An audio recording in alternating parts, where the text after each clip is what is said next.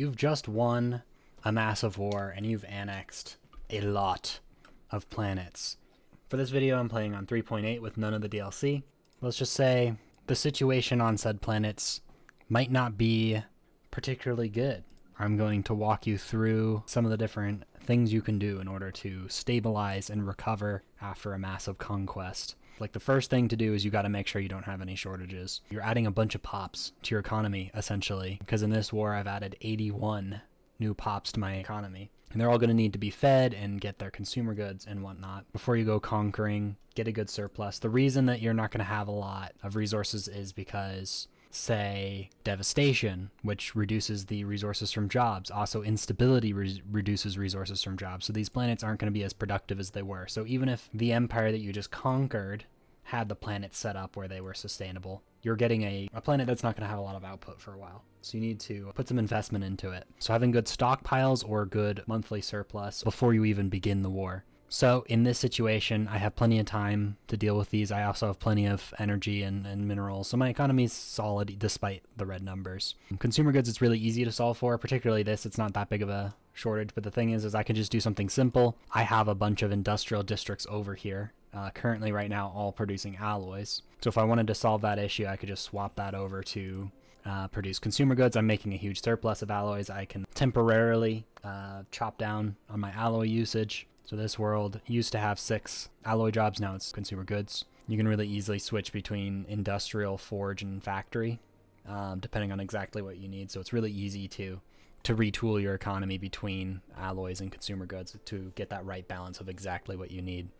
However, food is not as easy. Particularly if you play like me, I pretty much only make food once I see a deficit. Like, I'll make one agriculture district every time I see it go red, so that I'm making as little food, just barely sustainable, which means that I've often ended up in situations like this where maybe I don't prepare my food.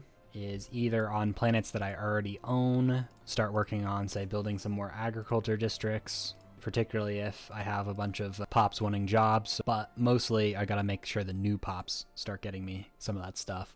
So for example, on their previous capital world, I don't actually need these minerals. I'm making plenty of minerals on my own, so I'm going to do replace, and probably replace all of them with agriculture district. So an important thing, whenever you conquer a pop, it gets the recently conquered modifier, minus 20% happiness, minus 25% governing ethics attraction. So this means that they will most likely form a faction that's opposing your government, which means it'll be likely hard to keep it happy. And then once they make a faction that's now unhappy, then their happiness is going to drop even more. And now in this case, it doesn't matter, they're already at the minimum. But if they were a resident, maybe they have like 20 happiness, but then that faction thing will drop it down to 0. Now, an important step of the process is decide what do you want these new pops to be, what's their status in society. From my empire with the ethics, fanatic, militarist, and xenophobe, the default rights is slaves. Just full citizenship. If you're xenophobe, that's only for your main species. Full citizens, their happiness is really important. Like, if they're unhappy, it can lead to a lot of problems. Whereas residents is the next step down. They're free, but they're less important politically. So they have some less happiness, but they also require less amenities and they have less political power. When you have slavery, they can only do worker jobs. So that's good if you really want to get these first 3 resources. And political power, so the way that works, there's the pop approval rating. You can see the number next to the pop approval rating, which is your political power.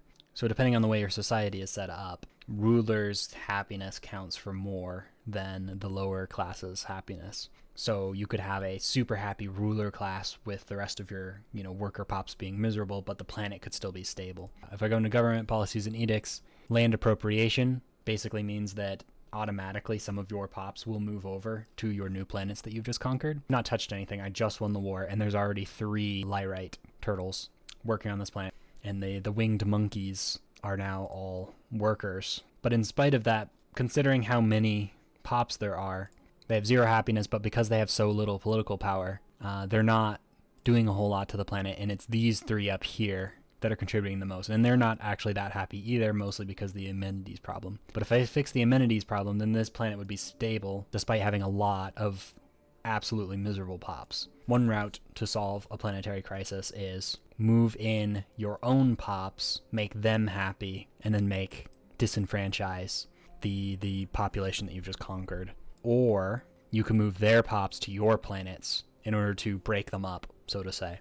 One united community is going to cause you a much more headache. If all of your unhappy pops are condensed onto one planet, that will be very dangerous. But every planet having one unhappy pop will be relatively insignificant, and you won't really feel it.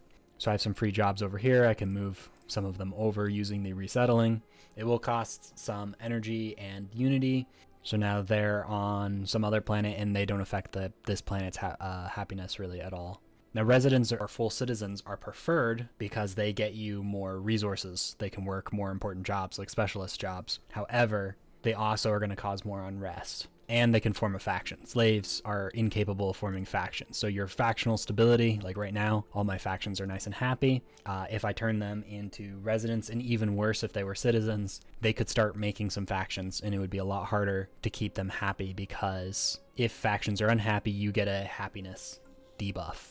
If a faction's like this, has negative 40% happiness on all the pops, they already hate me and despise me, both of these factions. So there's no point even attempting to give them what they want, unless it was just like, if it was one or two things, if it was a faction that's like at 50 or 40% approval, you could just give them one of the things they want, make them happy, and then deal with it. But these small factions, there's nothing I can do, so you might as well click this suppress button, so manage faction, suppress faction, and that will reduce the amount of pops that will like join the faction, and the less pops that are joining the faction, the less unhappy pops you have. Generally, I would prefer residents. And the nice thing is you can always switch it later, so you could maybe like temporarily hold them as slaves until the modifier goes away, then turn them back into residents. However, undesirables is killing them all. This is bad because apart from roleplay reasons, you really don't... Pops are one of the most valuable resources in the game because they make every other resource in the game, and they work jobs, and more pops equals better economy. So generally, conquering just the planets is almost never worthwhile.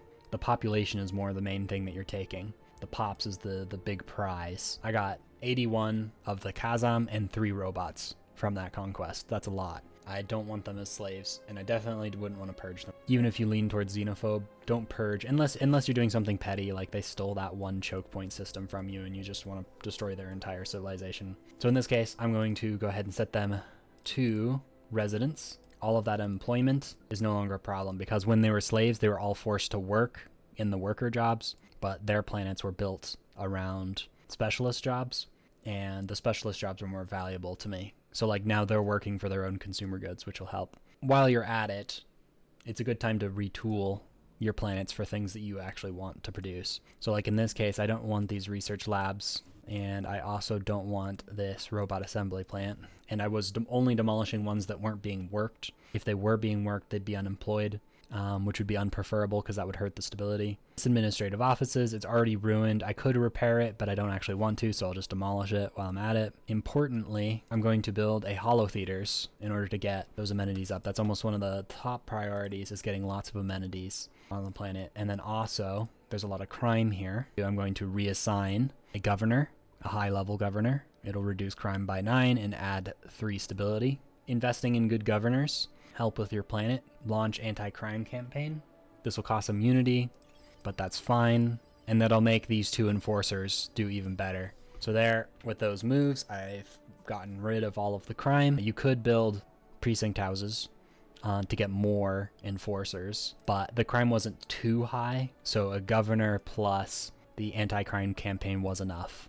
And then that way I don't need to waste more pops on crime reduction. I can get them doing more important things like food production or consumer goods production. So holo theaters, and then I'm going to get those agriculture districts. I'm going to replace these gene clinics with holo theaters because holo theaters produce more amenities.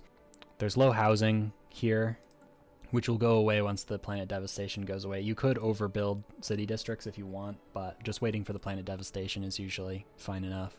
And as long as your planets are above 40% stability, then they're fine. They won't rebel. So that's all you need to do. Get them up to 40% stability and then make them productive. Solve any shortages. Now, in this case, I probably don't need to, but you can also do declare martial law. The advantage of this is that you can get an additional 10% stability, or 5 from each soldier job, but it gives you 2 soldier jobs, which could allow you to force the stability up to prevent a rebellion. However, it makes the planet not very productive. It slows down all pop growth and reduces amount of resources you get. So in the long run, avoid doing that unless it's an emergency.